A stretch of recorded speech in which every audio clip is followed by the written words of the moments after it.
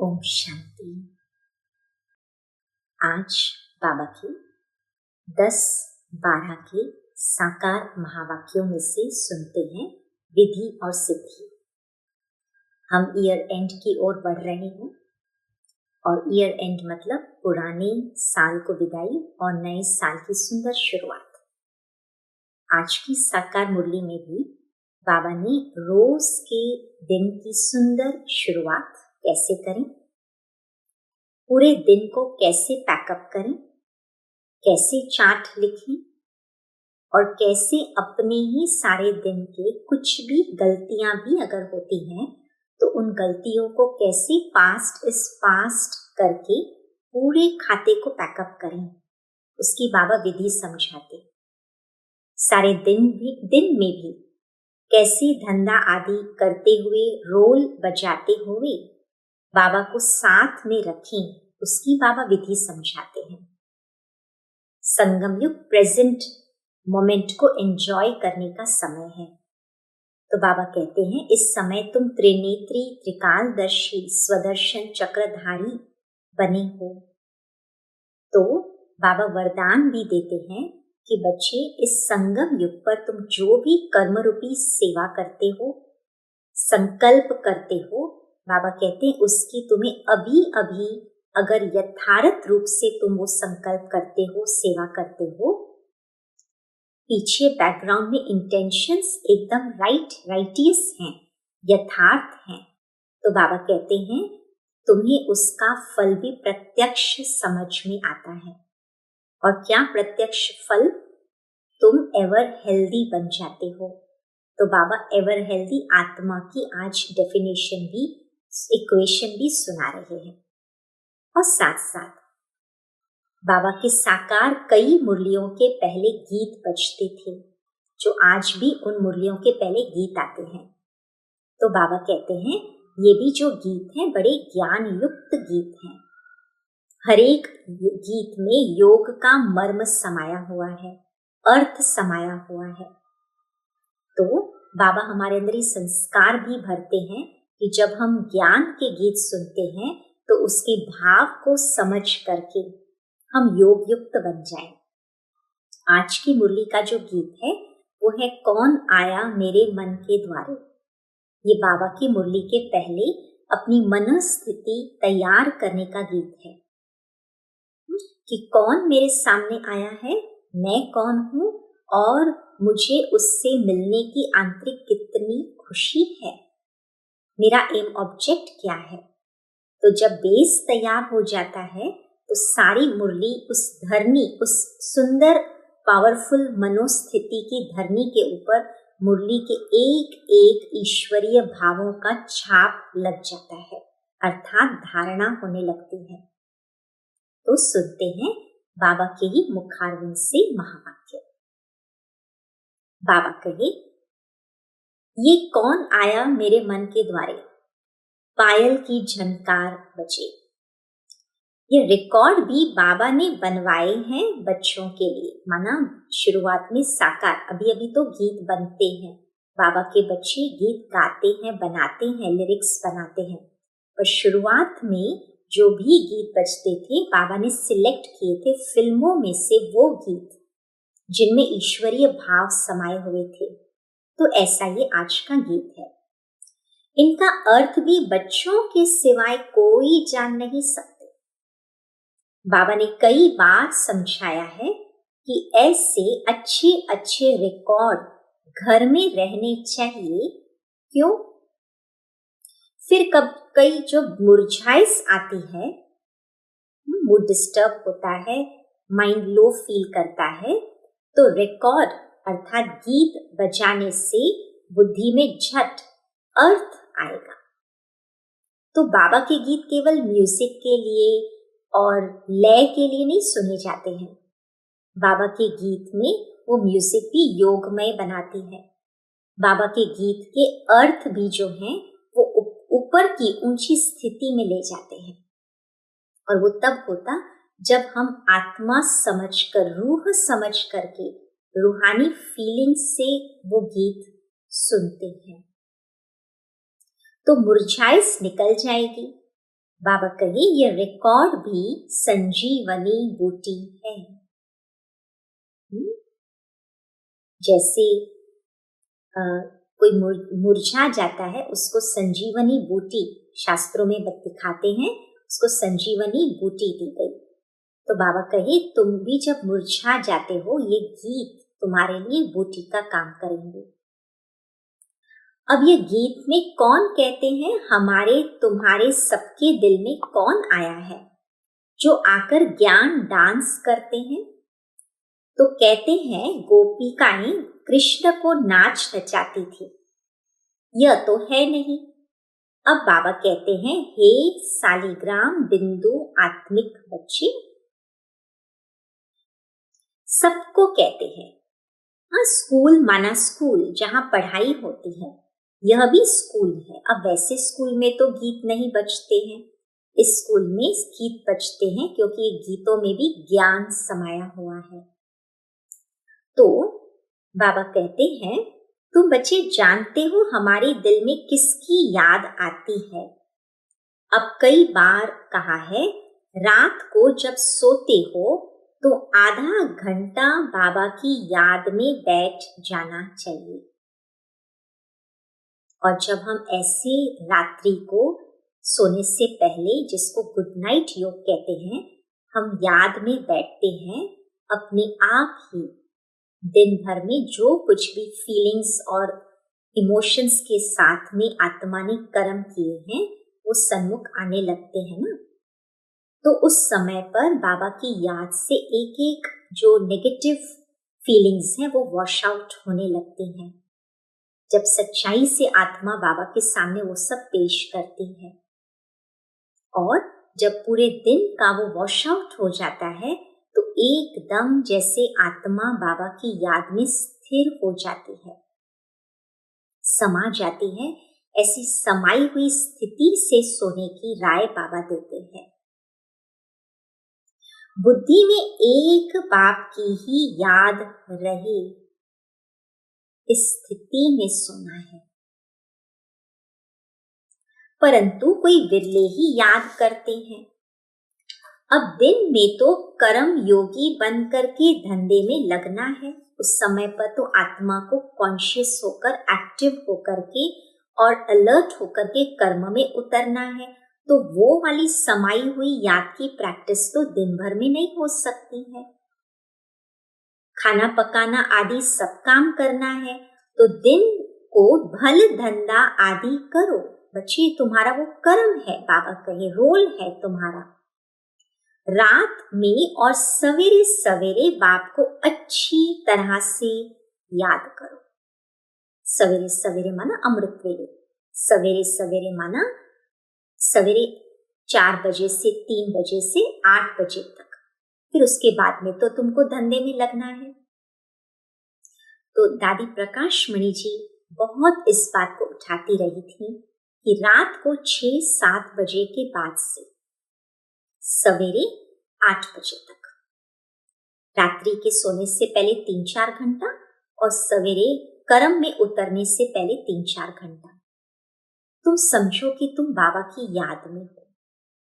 Attention से तुम उस समय अपने याद के चार्ट को बढ़ा सकते हो। जिसको अब अपनाया है उसको याद करेंगे तो मदद भी मिलेगी।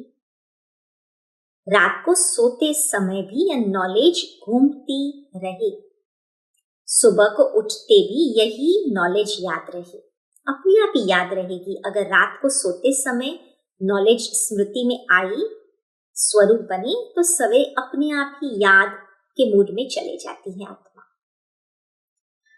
हम ब्राह्मण सो देवता, फिर क्षत्रिय, वैश्य, शूद्र बनेंगे।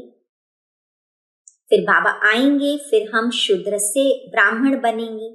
तो बाबा त्रिमूर्ति, त्रिकालदर्शी, त्रिनेत्री भी है, हमारी बुद्धि खोल देते हैं। तीसरा नेत्र भी ज्ञान का मिलता है। ऐसा बाप तो कोई हो नहीं सकता। अब बाबा राय देते हैं अमृत वेले भी कैसे बाबा से बातें करो। बाबा आप बेहद के बाप टीचर हो, एक आत्मा एक बाबा को अकेली याद कर रही है संबंधों के साथ।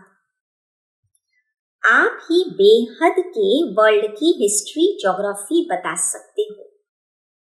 लक्ष्मी नारायण के 84 जन्मों की कहानी दुनिया में कोई नहीं जानते। बाबा आप बता रहे हो और हमें ऐसा बना भी रहे हो।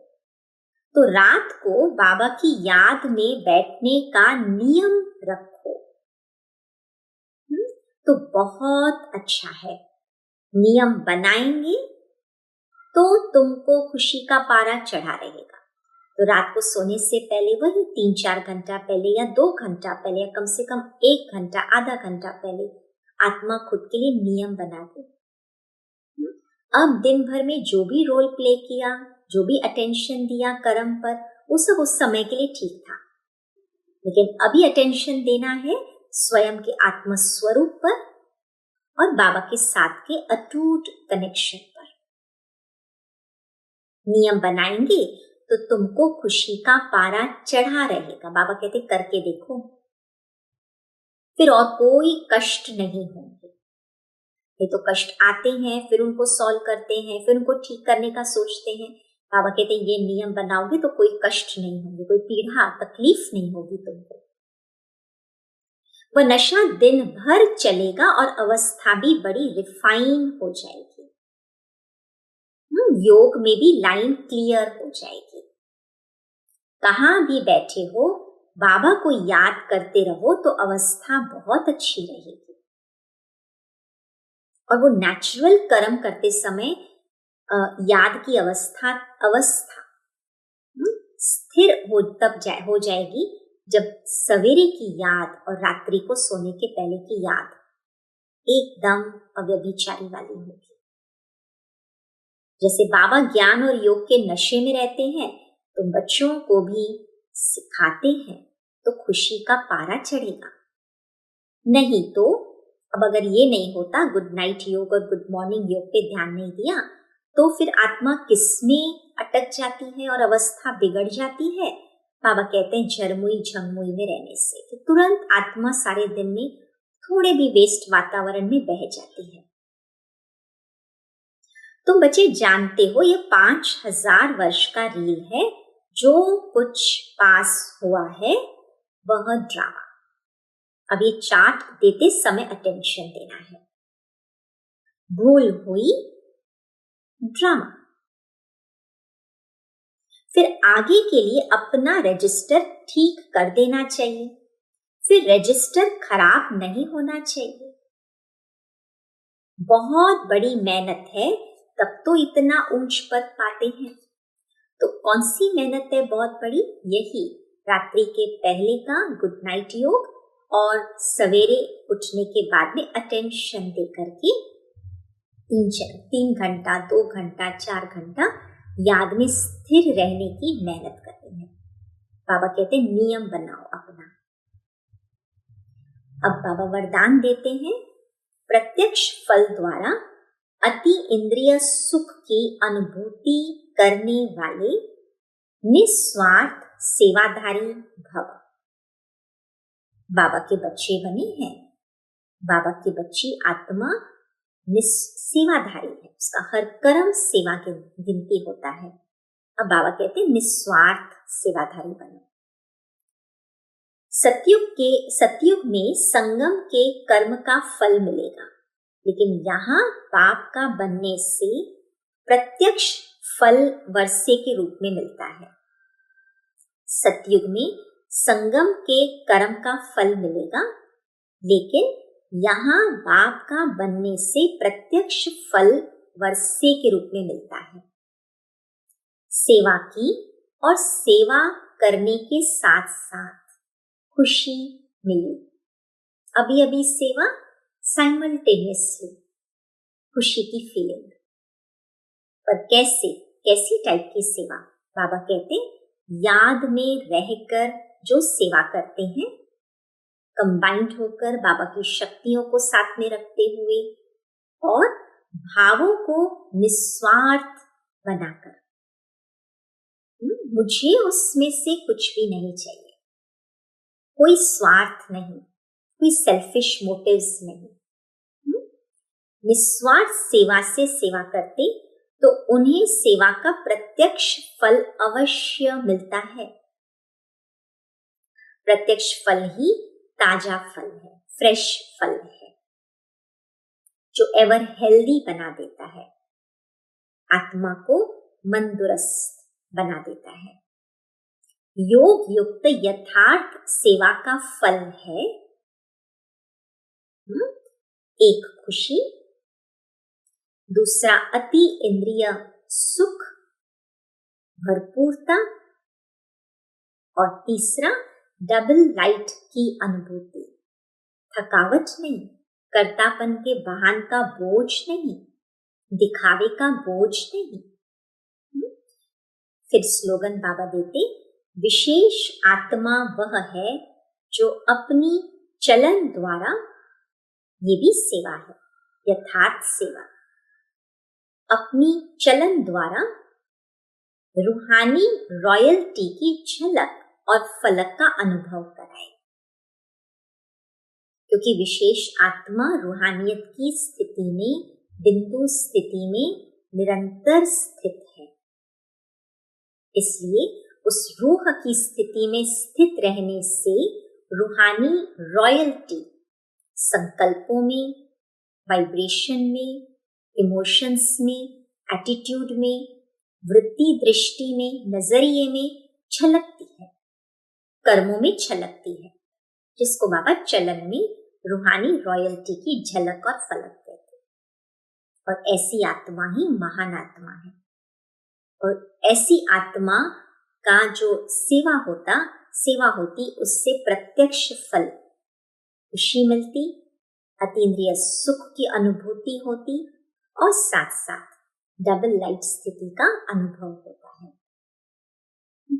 तो विधि है, अपने इंटेंशंस को प्योर रखें, विधि है रूहानियत को कायम रखें, और विधि है योग युक्त होकर के कर्म में उतरे, योग युक्त होकर के संकल्प रूपी कर्म भी करें, और इससे सिद्धि मिलती है एवर हेल्दी की। तो चले कुछ समय ऐसी मन की प्रैक्टिस करें।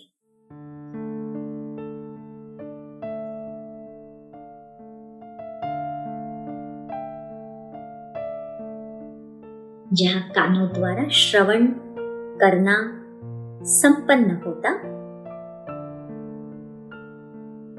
आवाज में आना संपन्न होता, आत्मा अपने अस्तित्व में रूहानियत में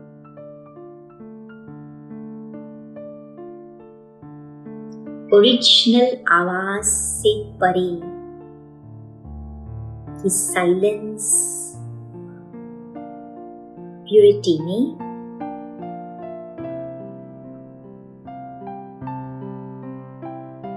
स्थित हो जाती है।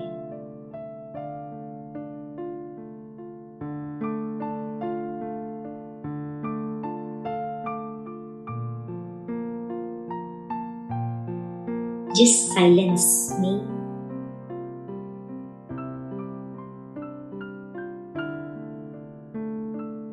बस और कोई नहीं, मैं बिंदु आत्मा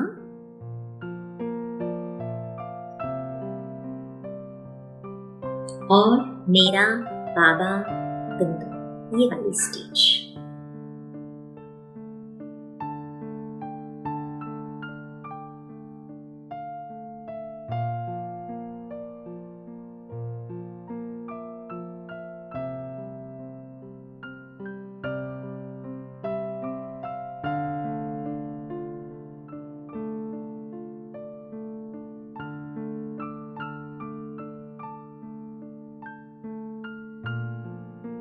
बाबा कहते हैं ये तुम्हारी जो कंबाइंड स्टेज है,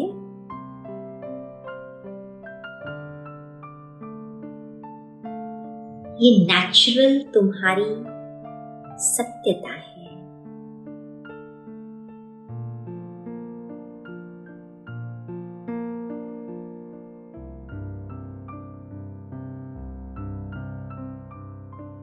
बाबा कहे, बच्चे, इसी स्टेज के साथ तुम कर्म रूपी सेवा में उतरना।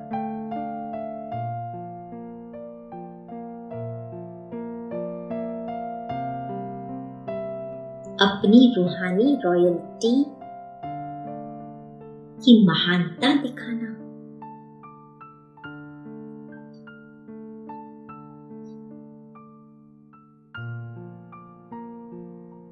जी बाबा।